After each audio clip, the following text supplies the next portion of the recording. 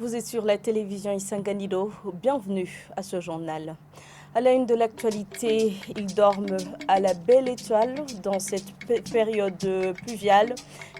Ce sont plus d'1 millier de déplacés suite aux inondations de Gatumba, en commune Mutimbuzi de la province Bujumbura, rassemblés dans le site Sobel de Maramvya. Dans ce journal, vous suivrez les lamentations de ces déplacés. Et certains des journalistes exerçant leur métier dans la capitale Bujumbura déplorent l'accès difficile à l'information au moment où le monde célèbre la journée dédiée à l'accès à l'information. Tout de suite, les détails.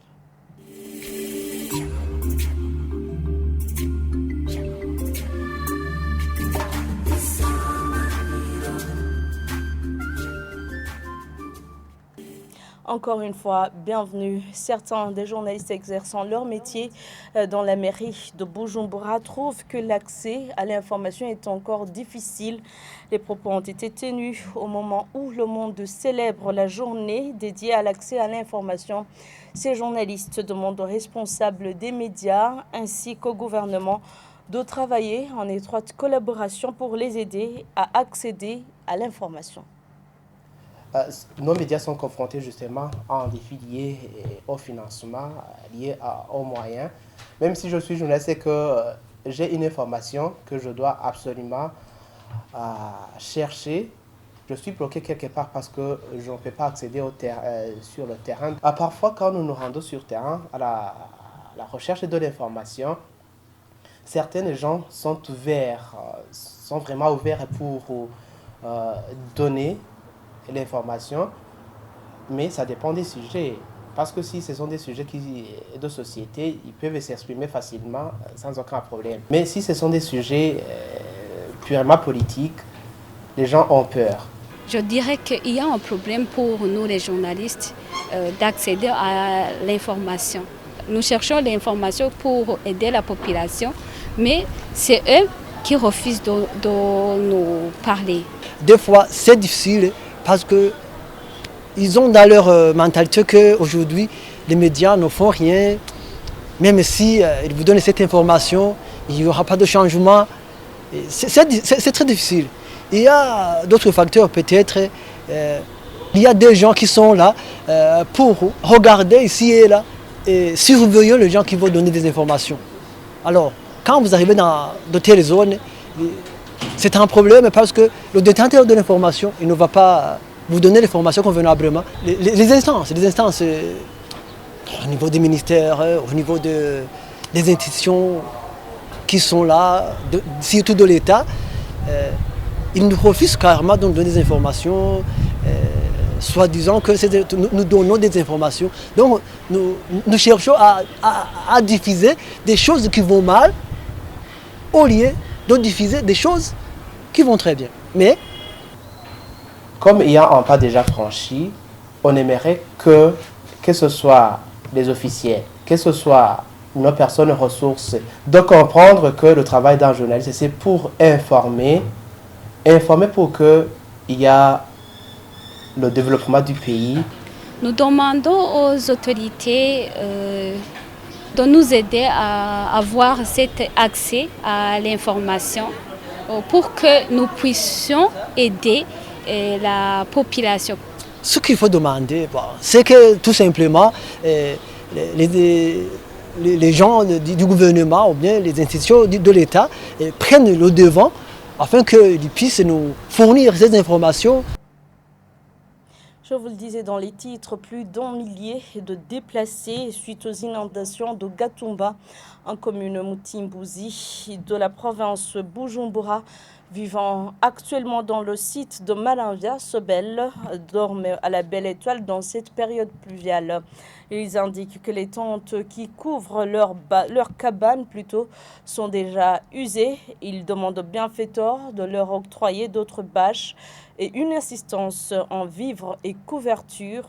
Les responsables du site Maramvya Sobel confirment que les déplacés du dit site sont dans le besoin d'une assistance humanitaire.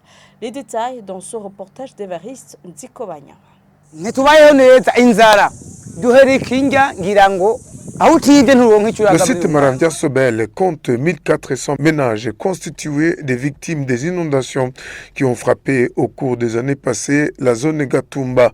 Ces derniers jours, ces familles passent des nuits à la belle étoile, surtout lorsqu'il pleut, car les tentes dans lesquelles elles sont logées sont déjà usées, car ils datent de longtemps, selon les enfants, les femmes et les hommes rencontrés sur les lieux. Ces sinistrés de Gatumba qui campent actuellement le site Maramvya Sobel ont également besoin d'une assistance constituée de vivres et de couvertures. Ces sinistrés indiquent que ça fait longtemps qu'ils ne soient pas assistés et lance un cri d'alarme aux âmes charitables. Le responsable adjoint du site Maramvya Sobel, Ange Rukundo, confirme que cette population sinistrée est dans le besoin d'une assistance humanitaire. Elle tranquillise cependant ces populations en détresse que des bienfaiteurs ont promis leur venir en aide dans les jours les plus proches.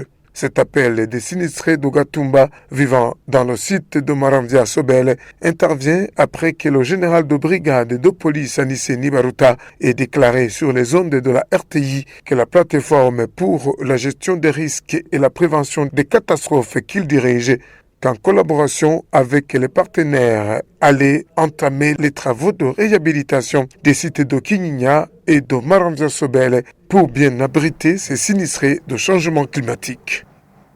Merci Évariste Nziko Banyanga. Le Burundi manque de pharmaciens suffisants pouvant servir toute l'étendue du territoire. Cette annonce a été faite lors de la célébration de la journée internationale dédiée aux pharmaciens. Serge Halindogo, président du Conseil de l'Ordre des pharmaciens au Burundi, indique que les structures de santé qui vendent des médicaments atteignent 2500 alors que les pharmaciens sont autour de 200. Ceci constitue pour lui un danger pour la santé, d'autant plus qu'un pharmacien titulaire ne doit dépasser 3 pharmacies à sa responsabilité. Le président de cet ordre trouve que le ministère de la Santé doit prendre des mesures qui s'imposent pour réguler ce secteur.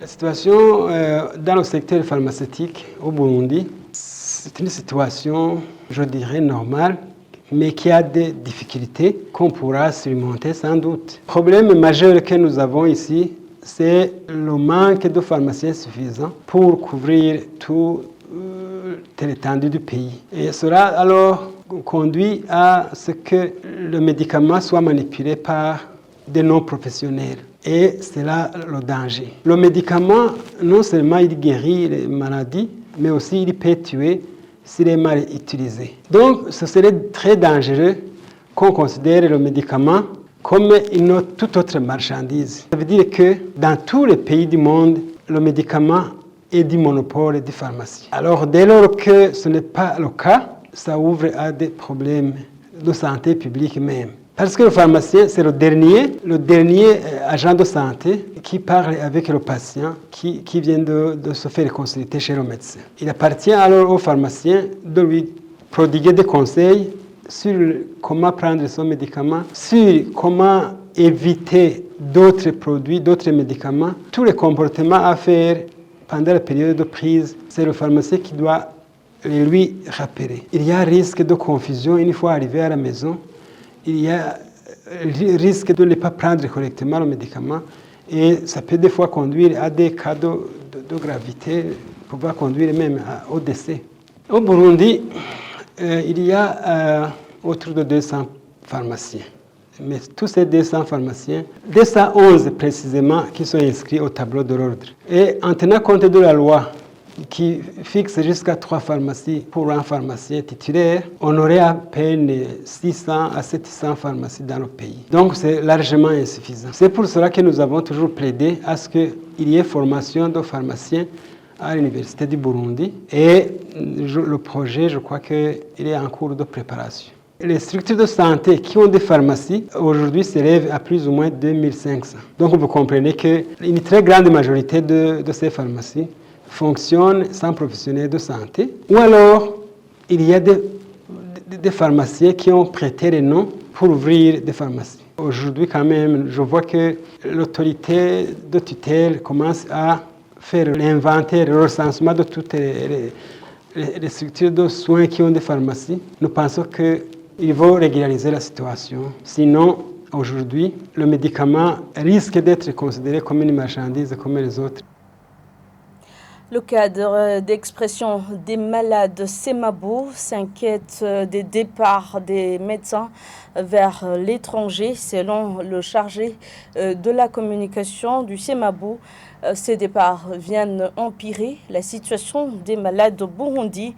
Au moment où la ministre de la Santé a indiqué que le ministère a dénombré 130 départs sur 80 hôpitaux en 2021.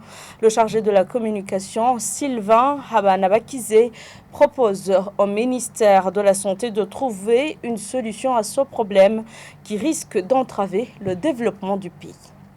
Le Semabou s'inquiète du départ des médecins burundais à l'étranger car c'est l'un des éléments menaçant les droits des malades. C'est déjà connu que notre pays a un nombre insuffisant de médecins et si vous faites des descentes dans les hôpitaux, vous constatez qu'un seul médecin a beaucoup de patients à consulter et quelquefois certains patients sont sollicités de revenir un autre jour. Ce départ a un impact certain sur la santé de la population burundaise, mais aussi sur l'économie du pays, car le capital humain a un rôle dans le développement du pays. Et si nous manquons les médecins qui vont nous consulter, la vision qui dit que d'ici 2060, le Burundi sera un pays développé, et cette vision ne sera pas atteinte parce que nous risquons de manquer les gens qui vont travailler pour que notre pays soit aligné dans les pays développés.